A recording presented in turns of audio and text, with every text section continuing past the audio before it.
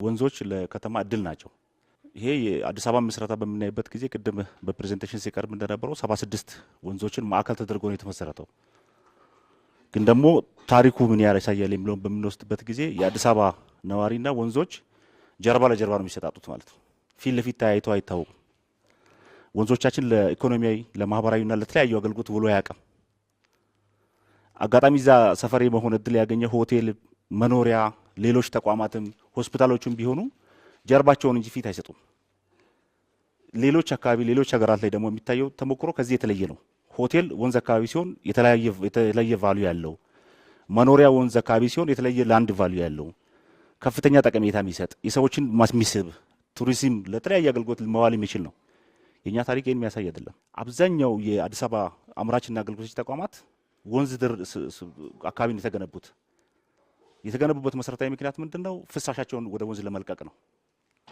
መኖሪያዎችን ቢሆኑ አብዛኛው መኖሪያ ሊባል በሚችል መንገድ ሴፕቲክ ታንክ ያላቸው ወይም ወደ ሲዌሬጅ ላይን አስገጥመው የሚጠቀሙ አይደለም። የሚጸዳዱት ወንዝ ነው ላይ ነው። ስለዚህ ወንዞቻችን ታሪክ ይሄን ነው የሚያሳየው ማለት ነው። ይሄ ደግሞ ህዝብን በተለይ ለህዝብ የተለየ ትርጉም ያለው መንግስት ለህዝብ የሚያስብ መንግስት ይሄን መቀየር ግድ ይለዋል ማለት ነው።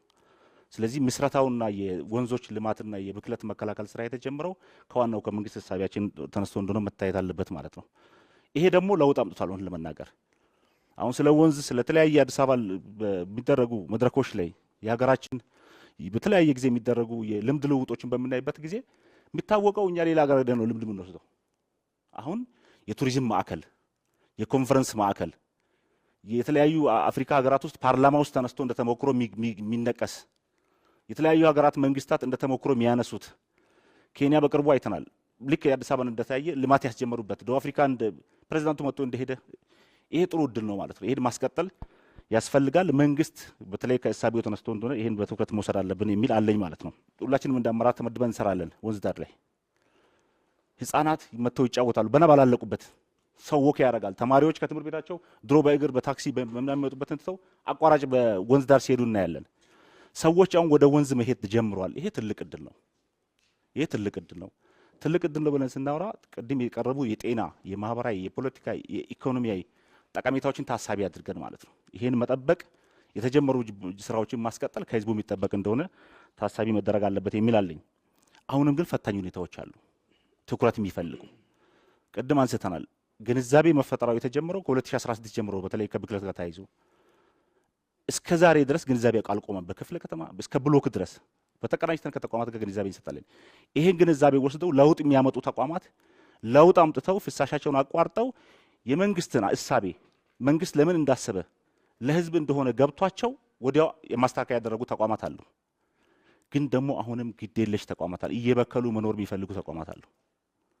እየበከሉ መኖር የሚፈልጉ መኖሪያ ቤት ውስጥ የሚኖሩ ሰዎች አሉ። ይህን ተሞክሮ ማለት ይቻላል። ወንዞቻችንን ዞረን ተፋሰስ አይተናል። ዛሬም ሰው አየ አላየ ብሎ ወንዝ ላይ ሽንት ቤቱን የሚያገናኝ የተቋም የኢንዱስትሪን የአምራች የአገልግሎት ሰጪ ተቋማት ሆስፒታሎች የመንግስት ተቋማት ዛሬም ፍሳሻቸውን ወደ ወንዝ የሚለቁ አሉ። እነዚህ መታረም አለባቸው የሚል አለኝ። ምክንያቱም አመራሩ ተነስቶ የሚሰራው ስራ አይደለም። በጣም የተደራጀ ቴክኒካል አድቫይዘሮች ያሉበት በዚህ ዘርፍ ላይ እውቀት ያላቸው ዩኒቨርሲቲዎች የሌላ ሀገር ተሞክሮ የሚሰጡ ሰዎች መተውበት ጭምር ምን አይነት ስትራክቸር ነው ምን ጋር የሚሆነው ምን አይነት ዛፍ ነው ምን ጋር መተከል ያለበት የሚል የተደራጀ ከተሞክሮም እየተወሰደ ማለት ነው። ባይዚ ይሄ ደንብ በሚወጣበት ጊዜ ክብርት ከንቲባና ቲማቸው ሌላ ሀገር ሆኖ ነው ስለዚህ ደም ከአቶ ዲዳጋ ኮሙኒኬት ያደርጉት ማለት ነው። ስለዚህ ብዙ ተሞክሮ እየተወሰደ ብቻም ሳይሆን በቴክኒካል አድቫይዘሮች እየተመከረ የሚሰራ ከመሆኑ ጋር ተያይዞ የሚቀሩ ስጋት የሚፈጥሩ ስትራክቸሮች የሉም። ሁሉንም አይነት ስትራክቸሮች የያዘ እንደሆነ ታሳቢ መደረግ አለበት የሚላለኝ። አሁንም ግን በተለይ ማህበረሰቡ አዲስ አበባን ለልጆቻችን አዲስ አበባን ለትውልድ ለቀጣይ ትውልድ አዲስ አበባ የኢትዮጵያ ብቻ አይደለች፣ የአፍሪካ ከተማ ነች። አዲስ አበባ የዓለም ከተማ ነች፣ ሶስተኛ ዲፕሎማቲክ ከተማ ነች።